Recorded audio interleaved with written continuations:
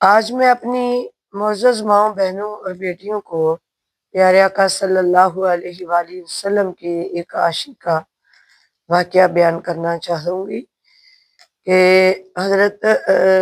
سلیمان فارسی رضی اللہ تعالیٰ عنہ کے اسلام لانے کا واقعہ کچھ اس طرح ہے کہ یکم ہجری کو جب تمام واقعات پیش آئے سب کے ایمان لانے کے اور جو بھی مختلف حالات بنے، اس میں حضرت سلیمان فارسی رضی اللہ تعالیٰ عنہ بھی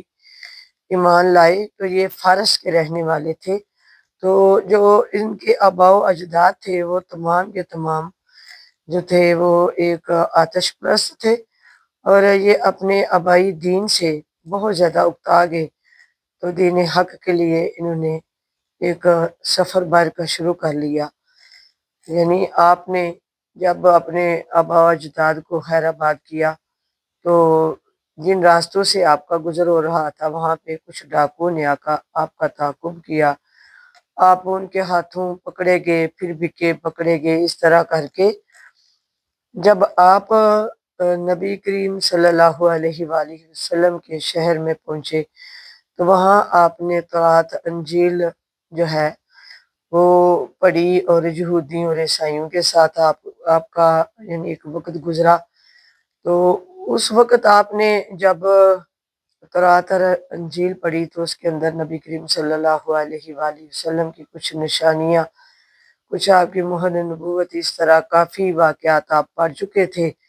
تو آپ پھر وہ وقت بھی آ گیا جب حضور کی خدمت میں آپ کو حاضر ہونے کا موقع مل گیا۔ تو جب آپ حاضر ہوئے تو آپ نے ایک آزمانے کے لیے کھجوروں کا تحفہ جو ہے وہ صدقے کے طور پہ پیش کیا۔ تو نبی کریم صلی اللہ علیہ وآلہ وسلم نے وہ تحفہ جو ہے اس کو قبول نہ فرمایا، بلکہ فقراء اور مساکین میں اس کو تقسیم فرما دیا۔ پھر دوسرا دن ہوا تو پھر آپ سلیمان فارسی جو تھے وہ لے کے کھجوروں کا ہی ہدیہ یعنی ہدیے کے طور پہ پیش ہوئے۔ تو نبی کریم صلی اللہ علیہ وآلہ وسلم نے پھر آگے ہاتھ بڑھایا اور اس کو قبول فرمایا، اور سب اپنے ساتھیوں میں بھی ان کو تقسیم فرمایا۔ تو انہوں نے پھر یہ دیکھ لیا کہ جو سچے نبی ہیں وہ صدقہ نہیں لیں گے بلکہ ہدیہ قبول فرمائیں گے، اور پھر اسی دوران انہوں نے نبی کریم صلی اللہ علیہ وآلہ وسلم کے دونوں شانوں کے درمیان میں مہر نبوت جو تھی اس کی بھی زیارت کی، جس کا ذکر وہ تورات اور انجیل میں پڑھ چکے تھے۔ تو پھر یہ کچھ